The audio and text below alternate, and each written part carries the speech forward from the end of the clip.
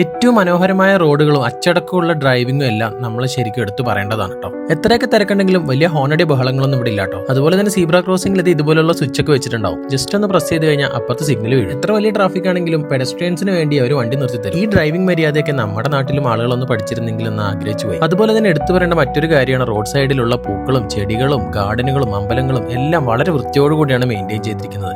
റോഡരികിലൊന്നും ഒരു പ്ലാസ്റ്റിക് വേസ്റ്റോ ഒന്നും കാണാനായിട്ട് സാധിക്കില്ല കേട്ടോ. ഇനി നമുക്ക് ബാങ്കോക്ക് നഗരത്തിലെ അത്ഭുതങ്ങൾ കാണാം. ബാങ്കോക്ക് നഗരത്തിൽ തന്നെ സ്ഥിതി ചെയ്യുന്ന മനോഹരമായ ഒരു ക്ഷേത്രമാണ് വാട്ട് ഫ്ര.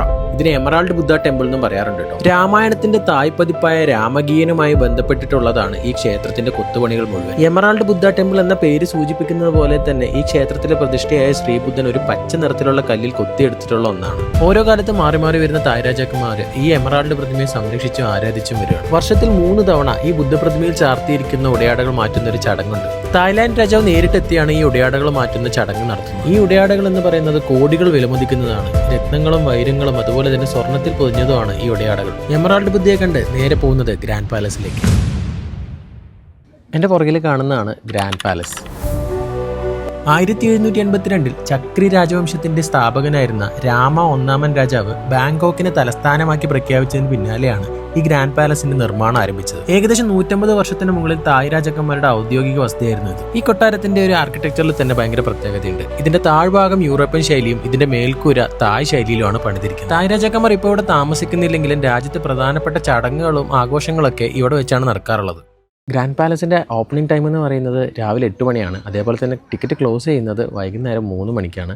രാവിലെ 8 മണിക്ക് വരികയാണെന്നുണ്ടെങ്കിൽ ഒരുപാട് വെയിലൊന്നും ഇല്ലാതെ നമുക്ക് വന്ന് കണ്ടിട്ട് പോകാം. അല്ലെങ്കിൽ ഇതായിരിക്കും അവസ്ഥ. It's too hot.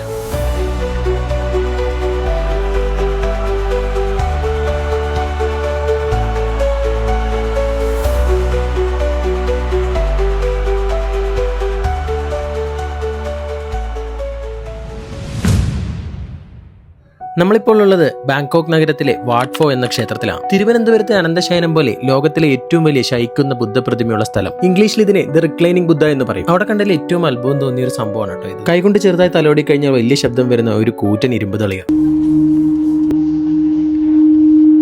തായ്ലാന്റിലെ തന്നെയുള്ള ഒരുപാട് ആളുകൾ അവിടെ പ്രാർത്ഥനയ്ക്കായി എത്തുന്നതായി കണ്ടു. അവിടെ പ്രാർത്ഥനയ്ക്കായി വന്നിരിക്കുന്നവരുടെ മുന്നിലുള്ള വിഗ്രഹങ്ങൾ എന്ന് പറയുന്നത് ഹിന്ദു സംസ്കാരത്തിന്റെ ഭാഗമായിട്ടുള്ള ബ്രഹ്മാവും ഗണപതിയും എല്ലാം ആണ്. നമ്മൾ അവിടെ നിന്നുമല്ലേ റിക്ലൈനിങ് ബുദ്ധയുടെ അടുത്തേക്ക് നീങ്ങി. ഏറ്റവും മനോഹരമായ ഒരു കാഴ്ചയായിരുന്നു ഉള്ളിലോട്ട് കയറുമ്പോൾ തന്നെ ഉണ്ടായിരുന്നത്. അനന്തശയനത്തിൽ കിടക്കുന്ന സ്വർണ്ണ നിറത്തിലുള്ള പടുകൂറ്റൻ ബുദ്ധപ്രതിമ. 46 മീറ്റർ നീളവും 15 മീറ്റർ ഉയരമുള്ള ഈ ബുദ്ധപ്രതിമ സ്വർണ്ണത്തകിടുകൾ കൊണ്ട് പൊതിഞ്ഞതാണ്. ബുദ്ധന്റെ ആത്മാവ് തന്റെ ഭൗതിക ശരീരം വെടിഞ്ഞ് മോക്ഷത്തിലേക്ക് കടക്കുന്ന നിർണായക സമയത്തിനെ പ്രതിനിധീകരിച്ചിട്ടാണ് ഈ ബുദ്ധപ്രതിമ പണിതിരിക്കുന്നത്. ഇതിൽ ബുദ്ധന്റെ കാൽപാദങ്ങളിലാണ് കേട്ടോ ഏറ്റവും വലിയ പ്രത്യേകതയുള്ളത്. ഇതിൽ 2 കാൽപാദങ്ങളിലായിട്ട് മനോഹരമായിട്ട് മുത്തുച്ചിപ്പുകൾ കൊണ്ട് കുത്തിയെടുത്ത 108 പുണ്യ ചിഹ്നങ്ങൾ കാണാൻ പറ്റും കേട്ടോ.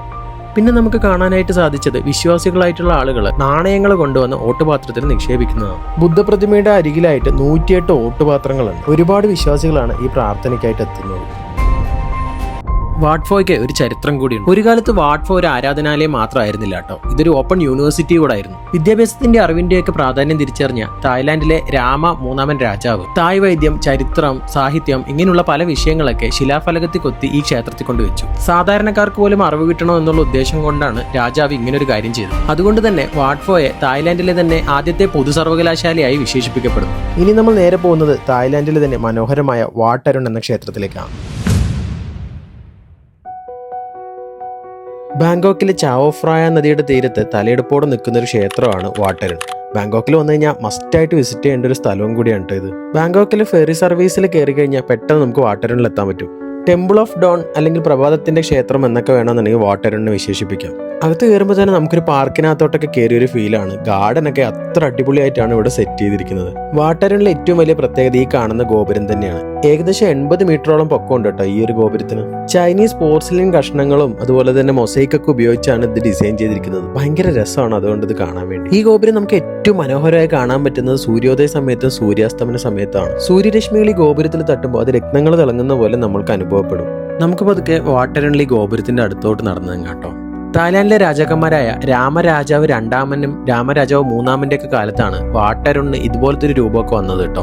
രാമ 3 രാജാവിന്റെ ഭരണകാലത്താണ് വാട്ട് അരുണിൽ ഏറ്റവും പ്രധാനപ്പെട്ട ഈ ഒരു ഗോപുരം പുനർനിർമ്മിച്ച് ഇത്രയും ഉയരത്തിലേക്ക് മാറ്റിയത്. ബുദ്ധമത വിശ്വാസപ്രകാരം പ്രപഞ്ചത്തിന്റെ കേന്ദ്രമായ മേരു പർവ്വതത്തെ പ്രതിനിധീകരിച്ചിട്ടാണ് ഈ ഒരു ഗോപുരത്തെ ഉണ്ടാക്കിയിരിക്കുന്നത്. പണ്ടുകാലത്ത് ചരക്ക് കപ്പലിൽ കൊണ്ടുവന്നിരുന്ന പോസ്ലിൻ പാത്രങ്ങളുടെ കഷ്ണങ്ങളും കണ്ണാടികളും മൊസൈക്കിന്റെ പീസുകളൊക്കെ ഉപയോഗിച്ചാണ് വാട്ടരൻ ക്ഷേത്രം അലങ്കരിച്ചിരിക്കുന്നത്. ഈ കാണുന്ന പ്രധാന ഗോപുരത്തിന്റെ ചുറ്റും 4 ചെറിയ ഗോപുരങ്ങളും കൂടെ ഉണ്ട്. പ്രധാന ഗോപുരം ഭൂമിയുടെ സെന്റർ ആയിട്ടാണ് കണക്കാക്കിയിരിക്കുന്നുണ്ടെങ്കിൽ ഈ 4 ചെറിയ ഗോപുരങ്ങളും ഭൂമിയുടെ 4 ദിക്കുകളായിട്ടാണ് പ്രതിനിധീകരിച്ചിരിക്കുന്നത്. ബാങ്കോക്കിലോട്ട് യാത്ര ചെയ്ത് വരുന്നവർ തീർച്ചയായിട്ടും വാട്ടരൻ എന്ന ഈ ഒരു ക്ഷേത്രം കാണണം കേട്ടോ. കാരണം അത്രയ്ക്ക് മനോഹരമായിട്ടാണ് ഇത് രൂപകൽപ്പന ചെയ്തിരിക്കുന്നത്. ഇനി നമുക്ക് ബാങ്കോക്കിലെ പാർട്ടി സ്ട്രീറ്റ് ആയ കാവോസൺ റോഡിലേക്ക് പോകാം. ഒരുപാട് സ്ട്രീറ്റ് ഫുഡുകളുള്ള അത്യാവശ്യം പാർട്ടി ചെയ്യാനൊക്കെ പറ്റുന്ന ഒരു സ്ഥലമാണ് കാവോസൺ റോഡ്. ബാങ്കോക്കിൽ വന്നു കഴിഞ്ഞാൽ മസ്റ്റായിട്ട് വിസിറ്റ് ചെയ്യേണ്ട ഒരു സ്ഥലം തന്നെയാണ് കാവോസൺ.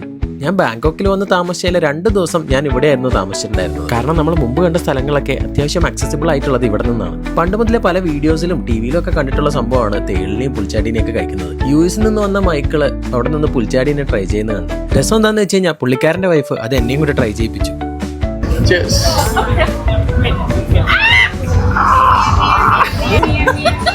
How's it? It tastes like fried and crispy and it's like a nice white sauce. മനസ്സുകൊണ്ട് പോലും വിചാരിക്കാത്തൊരു കാര്യമാണ് അവിടെ നടന്നത്. ഞാനൊരു പുൽച്ചാദിനെ കഴിച്ചു ഗൈസ്.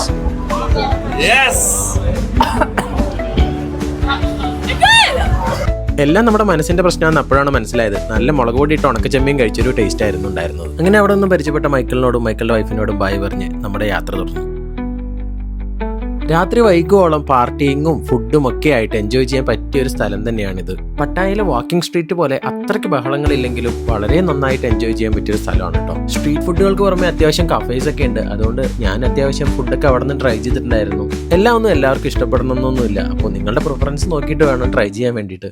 ഇനി നമ്മൾ കുറച്ച് ഷോപ്പിങ്ങും കാര്യങ്ങളൊക്കെ ചെയ്യാൻ വേണ്ടി പോവാണ്. ബാങ്കോക്ക് സിറ്റിക്കകത്ത് ട്രാവൽ ചെയ്യാനായിട്ട് ഏറ്റവും കംഫർട്ടബിൾ അവിടുത്തെ മെട്രോ സർവീസ് ആണ്. BTS, MRT എന്നിങ്ങനെ 2 ടൈപ്പ് മെട്രോ സർവീസ് ആണ് അവിടെ ഉള്ളത്. അവിടുത്തെ ആളുകളുടെ അച്ചടക്കമൊന്നും നോക്കി വലിയ തിരക്കൊന്നും ഇല്ലെങ്കിലും ഒരു കയ്യകലം വലിച്ച് എല്ലാവരും കറക്റ്റായിട്ട് ക്യൂ പാലിച്ചിട്ടാണ് നിൽക്കുന്നത്.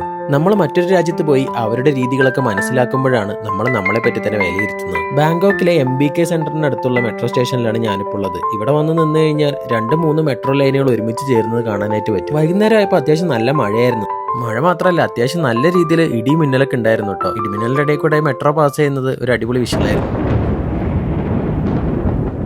അത്യാവശ്യം ഡ്രസ്സ് കാര്യങ്ങൾ സോനിയേഴ്സ് അങ്ങനെയുള്ള ഐറ്റംസ് ഒക്കെ പർച്ചേസ് ചെയ്യണമെന്നുണ്ടെങ്കിൽ നിങ്ങൾക്ക് MBK സെന്ററിലോട്ട് വരാം കേട്ടോ. ബാങ്കോക്കിൽ വന്ന് ഷോപ്പിംഗ് ചെയ്യാൻ താല്പര്യമുള്ളവർക്ക് വരാൻ പറ്റിയൊരു സ്ഥലമാണ് MBK സെന്റർ. അത്യാവശ്യം ഡ്രസ്സുകളും സുവനിയേഴ്സ് ഒക്കെ ഷോപ്പ് ചെയ്യാൻ പറ്റിയൊരു സ്ഥലം തന്നെയാണിത്. MBK സെന്ററിന് പുറമെ നമുക്ക് ഷോപ്പ് ചെയ്യാനായിട്ട് ഇന്ദിരാ സ്ക്വയറും ഫ്രാറ്റിനം മാർക്കറ്റും എല്ലാം ഉണ്ട്. ഫ്രാറ്റിനം മാർക്കറ്റിൽ പോയി കഴിഞ്ഞാൽ അത്യാവശ്യം ഹോൾസെയിൽ റേറ്റിനൊക്കെ നമുക്ക് സാധനങ്ങൾ വാങ്ങിക്കാൻ പറ്റും. ഞങ്ങളിപ്പോൾ ഫ്രാറ്റിനം മാർക്കറ്റിലാണുള്ളത്. ടീഷർട്ട് കാര്യങ്ങളൊക്കെ മേടിച്ചിട്ടുണ്ട്. അത്യാവശ്യം നല്ല രീതിയിൽ ഷോപ്പ് ചെയ്യാനുള്ള ഓപ്ഷൻസ് ഒക്കെ ഇവിടെ ഉണ്ട് കേട്ടോ. അതുകൊണ്ടില്ല ബാഗുകൾ കാര്യങ്ങൾ അങ്ങനെ ഒത്തിരി കളക്ഷൻസ് ആണ് ഇവിടെ ഉള്ളത്.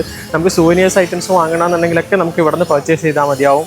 അങ്ങനെ ചെറിയ രീതിയിലുള്ള ഷോപ്പിംഗ് എല്ലാം കഴിഞ്ഞ് ഞങ്ങൾ നേരെ പോയത് ചൈന ടൗണിലേക്കാണ്. ബാങ്കോക്കിൽ പ്രധാനപ്പെട്ട മറ്റൊരു അട്രാക്ഷനാണ് ചൈന ടൗൺ. നൈറ്റ് മാർക്കറ്റ് ആയതുകൊണ്ട് തന്നെ പുലർച്ചെ 2 മണി വരെ നമുക്ക് ഈ മാർക്കറ്റ് വിസിറ്റ് ചെയ്യാനുള്ള ഓപ്ഷൻ ഉണ്ട്. ബാങ്കോക്ക് നഗരത്തിനുള്ളിലെ ഒരു ചൈന പട്ടണം. പണ്ടുകാലത്ത് ചാവോ ഫ്രാവ നദിയുടെ തീരത്ത് ഒരുപാട് ചൈനീസ് കുടിയേറ്റക്കാരുണ്ടായിരുന്നു. അവിടെ ഉണ്ടായിരുന്ന ചൈനീസ് കുടിയേറ്റ തൊഴിലാളികളാണ് ഇങ്ങനെ ഒരു നഗരം ഉണ്ടാക്കിയത്. പലതരത്തിലുള്ള ചൈനീസ് ഫുഡും തായ് ഡിഷസ് ഒക്കെ ട്രൈ ചെയ്യണമെന്ന് താല്പര്യമുള്ളവർക്ക് ചൈന ടൗൺ വിസിറ്റ് ചെയ്യാവുന്നതാണ് കേട്ടോ. ചൈനീസ് അക്ഷരങ്ങൾ നിയോൺ ലൈറ്റിൽ ഇങ്ങനെ തെളിഞ്ഞു കാണുമ്പോൾ ഒരു പ്രത്യേക ഭംഗി തന്നെയാണ്. പിന്നെ ഒരുപാട് ആളുകൾ പലതരത്തിലുള്ള കലാപ്രകടനങ്ങൾ റോഡരികിൽ നടത്തിക്കൊണ്ടിരിക്കുന്നുണ്ട്. ഒരുപാട് ആളുകൾ അത് നോക്കി നിൽക്കുന്നുണ്ട്, വീഡിയോയിൽ പകർത്തുന്നുണ്ട്. ഒരുപാട് പേര് ടിപ്പും കൊടുക്കുന്നുണ്ട് കേട്ടോ. ബാങ്കോക്കിൽ വന്നു കഴിഞ്ഞാൽ ഒരുപാട് ഫുഡ് ഐറ്റംസ് ട്രൈ ചെയ്യാനുണ്ടെങ്കിലും ഒരു മസ്റ്റ് ട്രൈ ഐറ്റം തന്നെയാണ് മാംഗോ സ്റ്റിക്കി റൈസ്. ഒരിക്കലും ഇത് മിസ് ചെയ്യരുതെന്ന് ഞാൻ ഓർമ്മിപ്പിക്കുകയാണ്. നിങ്ങൾ ഫുഡി ആയിട്ട് ഒരാളാണോ അല്ലയോ എന്നൊന്നും നോക്കണ്ട. നിങ്ങളോട് വന്നു കഴിഞ്ഞാൽ മസ്റ്റ് ട്രൈ ഐറ്റം എന്ന് വേണമെങ്കിൽ പറയാം. നല്ല സ്വീറ്റ് ആയിട്ടൊരു ഐറ്റമാണ്. നമ്മൾ ബാക്കി എന്ത് പല തായ് ഡിഷസ് കഴിക്കുകയാണെന്നുണ്ടെങ്കിലും ചിലർക്ക് ഇഷ്ടപ്പെടില്ല, അങ്ങനെയുള്ള ഒരുപാട് പ്രശ്നങ്ങളുണ്ടാവും. അതിൻ്റെ ഫ്ലേവേഴ്സ് ഇഷ്ടമില്ല. പക്ഷെ ഇത് കുറച്ച് സ്വീറ്റ് ആയതുകൊണ്ട് തന്നെ എല്ലാവർക്കും കഴിക്കാൻ പറ്റും. It's good. അങ്ങനെ ബാങ്കോക്ക് നഗരത്തിൽ നമ്മൾ ഏകദേശം അറിഞ്ഞിരിക്കുന്നു എന്ന് മാത്രം പറഞ്ഞാൽ പോരാ, നമ്മൾ അവരുടെ ജീവിക്കുകയായിരുന്നു. തായ്ലാൻഡ് എന്ന രാജ്യത്തിന്റെ സംസ്കാരവും ഭക്ഷണവും കാലാവസ്ഥയും എല്ലാം അടുത്തറിഞ്ഞ് നമ്മൾ ഈ രാജ്യത്തോട് വിട പറയുകയാണ്. പുതിയ വിശേഷങ്ങളുമായി അടുത്തൊരു വീഡിയോയിൽ കാണാം. അതുവരെയ്ക്കും ബൈ ബൈ.